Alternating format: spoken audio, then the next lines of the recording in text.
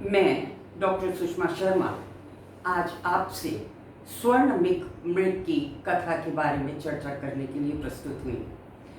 रामायण में राम लक्ष्मण के द्वारा नाक कान काटे जाने पर अपमानित होकर के शूर्पणखा अपने भाई रावण के पास पहुंचती है और उससे कहती है, भाई तुम मेरे अपमान का बदला लो, और सबसे बड़ा उसका प्रतिकार यही होगा कि राम लक्ष्मण के साथ एक बड़ी सुंदर महिमाशालिनी स्त्री है सीता, तुम उसका अपहरण करके ले आओ। रावण को पता था कि वो अकेले यह कार्य नहीं कर सकता, इसलिए वो राक्षस मारीच के पास पहुंचता है और उससे कहता है, मारीच मैं आपको बता दूं कि बहुरूपिया थे, रूप धारण करने में पारंगत थे। तो रावण जब मारीच के पास पहुंचता है और कहता है कि देखो तुम्हें मेरी सहायता करनी पड़ेगी, मारीच उसको अब इस पाप कर्म से हटाने की चेष्टा भी करते हैं, लेकिन रावण नहीं मानता और कहता है तुम कोई ना कोई उपाय ऐसा सोचो। तब मारीच स्वर्ण मृग का रूप धारण करके, और ये स्वर्ण मृग ऐसा था जिसमें चांदी से चित्रित बूंद बूंद के रूप में चितकबरा सा और सोने का मृग था, वह जाकर मारीच इसी रूप में जाकर के सीता के आश्रम के बाहर अठखेलियां करता हुआ इधर उधर घूमता हुआ दिखाई देता है। सीता लुब्ध हो जाती हैं, मोहित हो जाती हैं उसके इस रूप को देख करके। वो राम और लक्ष्मण को बुलाती हैं और कहती हैं कि मुझे ये मृग चाहिए। लक्ष्मण समझाते हैं, राम समझाते हैं कि देखो वन में इस प्रकार का अद्भुत मृग कहाँ से आएगा, और ऐसा मृग तो होता ही नहीं है। लक्ष्मण कहते हैं कि मुझे तो ये मारीच लगता है, वो रूप बदल करके आया है। लेकिन सीता नहीं मानती, स्त्रीहठ यहाँ पर तीव्र होकर के आता है। लेकिन एक बात तो माननी पड़ेगी कि 13 वर्ष तक जिस पत्नी ने कोई मांग अपने पति के सामने नहीं रखी थी, झूठे से भी नहीं रखी थी, आज वह पत्नी अपने पति से कुछ मांग रही है। राम यद्यपि नहीं चाहते, लेकिन पत्नी के सामने विवश होकर राम मृग को पकड़ने के लिए चले जाते हैं। लेकिन यहाँ पर एक चीज मैं स्पष्ट कर दूं कि सीता मृग को क्यों चाहती है। सीता स्पष्ट शब्दों में कहती हैं, विनोदार्थम, मैं अपने मनोरंजन के लिए इस मृग को चाहती हूँ। मैं इसके साथ खेला करूंगी आश्रम में, मेरे मनोरंजन का साधन होगा, और जब वनवास की समाप्ति के पश्चात हम अयोध्या जाएंगे तब हमारे महल में ये रहेगा और माताओं का भी मनोरंजन करेगा।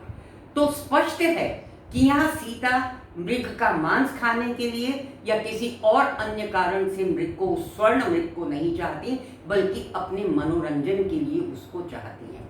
देखिए आज कुत्ते बिल्ली पाले जाते हैं, उस समय आश्रमों में हिरण पाले जाते थे, और इसका बड़ा सुंदर उदाहरण हमें महाकवि कालिदास द्वारा रचित उनके अमर नाटक अभिज्ञान शाकुंतलम में मिलता है, जहाँ शकुंतला और मृगों के बीच जो स्नेह संबंध था उसका बड़ा मार्मिक दृश्य हमें मिलता है, जब शकुंतला की विदाई महर्षि कण्व कर रहे हैं। इसके साथ साथ जैसे आज कुत्ते पुलिस फोर्स में होते हैं, उनको रक्षा के लिए नियुक्त किया जाता है, बॉम्ब स्क्वाड में नियुक्त किया जाता है, इसी प्रकार लगता है कि मृगों में भी कुछ ऐसे गुण थे। क्योंकि रामायण में आगे चल कर के प्रसंग आता है जब राम सीता को ढूंढते हुए घूम रहे हैं, विलाप करते हुए प्रकृति के प्रत्येक अंग से पूछ रहे हैं, वृक्षों से पूछ रहे हैं, पशुओं से पूछ रहे हैं, और मृगों से भी पूछते हैं। एक जगह वो मृगों का झुंड देखते हैं, राम खड़े हो जाते हैं और मृगों से बड़े रोते हुए स्वर में पूछते हैं कि क्या तुमने मेरी सीता को कहीं देखा है। मृग अचानक खड़े हो जाते हैं, आकाश की ओर देखते हैं और तीव्रता से दक्षिण दिशा की ओर दौड़ पड़ते हैं। तब लक्ष्मण कहते हैं कि हो ना हो कोई ना कोई संकेत इन मृगों के, ये मृग हमें दे रहे हैं, इसलिए चलिए हम दक्षिण दिशा की ओर दौड़ पड़ते हैं। अब मृग के पीछे पीछे राम और लक्ष्मण जा रहे हैं, लेकिन इतना ही नहीं, मृग पीछे मुड़ मुड़ करके ये भी देखते जा रहे हैं कि वे दोनों राजकुमार उनके पीछे आ रहे हैं या नहीं। मृगों की इस वास्तविकता को, इस विशेषता को, इस गुण को सीता शायद जानती होंगी। ये कारण हो या स्पष्ट रूप से मनोरंजन तो उनका कारण ही था, इसलिए वो मृग को पकड़ने के लिए राम से आग्रह करती हैं। उसके पीछे और कोई कारण नहीं है। मैंने कुछ दिन पहले टीवी के एक चैनल में पैनलिस्ट को बात करते हुए सुना था कि सीता ने मृग का मांस खाने के लिए राम को मृगों के पीछे, स्वर्ण मृग के पीछे भेजा था। ये बात बिल्कुल गलत है। रामायण में वो संदर्भ उठा करके देखिए, आपकी सभी प्रकार की शंकाओं का निराकरण हो जाएगा।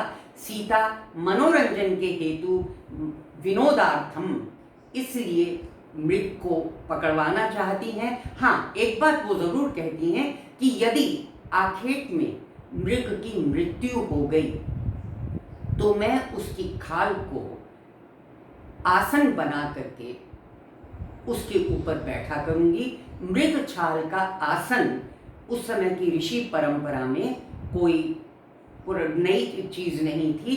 ऋषि महर्षि आश्रम में मृगों को पालते थे, स्वतंत्र वातावरण में ये मृग विचरण किया करते थे और मृत्यु के उपरांत उनकी खाल को आसन बना करके ऋषि महर्षि उसके ऊपर बैठा करते थे।